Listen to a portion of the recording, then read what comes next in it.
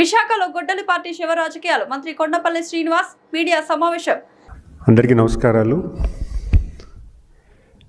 మొన్న జరిగినటువంటి steel plant incident గురించి మాట్లాడడానికి రావడం జరిగింది. చాలా బాధాకరమైన విషయం. ఎందుకంటే మనందరికీ తెలుసు, స్టీల్ ప్లాంట్ అనేది విశాఖపట్నానికి మరి ఆంధ్రాకి ఒక గౌరవకరమైనటువంటి స్టీల్ ప్లాంట్. కేంద్ర ప్రభుత్వం సహకారంతో దాన్ని ఎస్టాబ్లిష్ చేసి నడపడం జరుగుతుంది. ఈ ఆర్ఎన్ఎల్ ప్లాంట్లో ఇలాంటి ఇన్సిడెంట్ జరగడం చాలా బాధాకరం. ఒక ఎస్ఎంఎస్ ఫర్నెస్ నుంచి ఎస్ఎంఎస్ ఫర్నెస్ 2 నుంచి మొదటిగా ఒక ప్లాంట్ బ్లాస్ట్ అవ్వడం, అక్కడ ఫర్నెస్ బ్లాస్ట్ అవ్వడం వల్ల 3 గంటల 57 నిమిషాలకి ఒక యాక్సిడెంట్ జరిగింది. అందరూ కూడా వెంటనే అలర్ట్ అవ్వడం వల్ల అక్కడ పనిచేసే వ్యక్తులందరూ కూడా బయటకు రావడం జరిగింది. కానీ రెండో బ్లాస్ట్ ఏదైతే ఉందో ఎస్ఎంఎస్ 1 ప్లాంట్లో 4.25 గంటలకు జరిగింది.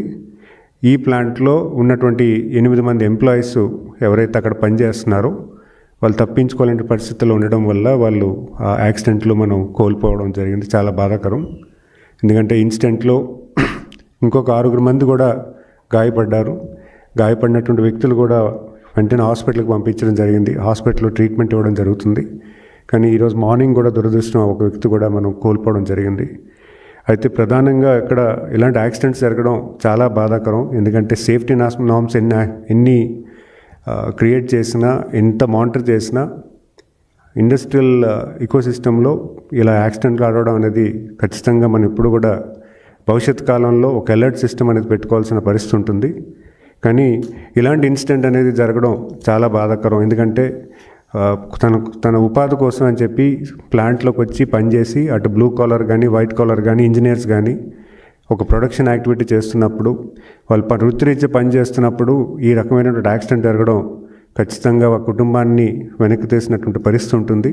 సో వాళ్ళందరికీ కూడా ప్రభుత్వం వెంటనే స్పందించి అక్కడ అటు కేంద్ర రాష్ట్ర మంత్రులందరూ కూడా అటెండ్ అవ్వడం జరిగింది.